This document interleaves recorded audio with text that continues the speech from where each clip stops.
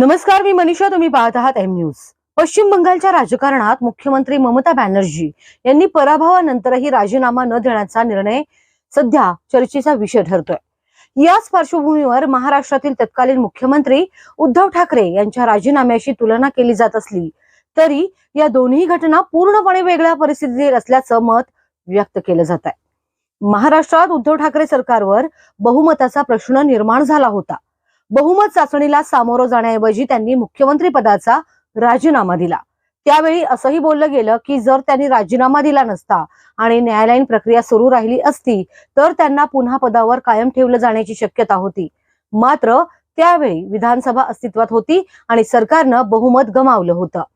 पश्चिम बंगालमधील परिस्थिती मात्र वेगळी असल्याचं घटनातज्ञांचं मत आहे.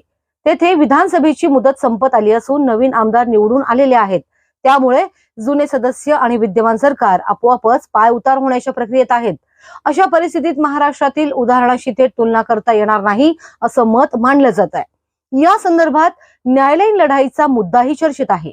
विधानसभा मुदत संपल्यानंतर न्यायालय जैसे ते आदेश देऊ शकेल का असा प्रश्न उपस्थित केला जात आहे. महाराष्ट्रातील सत्ता संघर्षावरील याचिकेचा निकाल येण्यासाठी अनेक वर्ष लागल्याचे उदाहरणही यावेळी पुढे केले जात आहे. दरम्यान ममता बॅनर्जी यांनी राजीनामा न देणं हा कायद्यानं मोठा गुन्हा नसला तरी लोकशाही परंपरा आणि घटनात्मक प्रक्रियांबाबत प्रश्न उपस्थित करणारा निर्णय मानला जात आहे. भारतीय संविधानाच्या अनुच्छेद 164(1) नुसार राज्यपालांना मुख्यमंत्री आणि मंत्रिमंडळाबाबत अधिकार आहेत.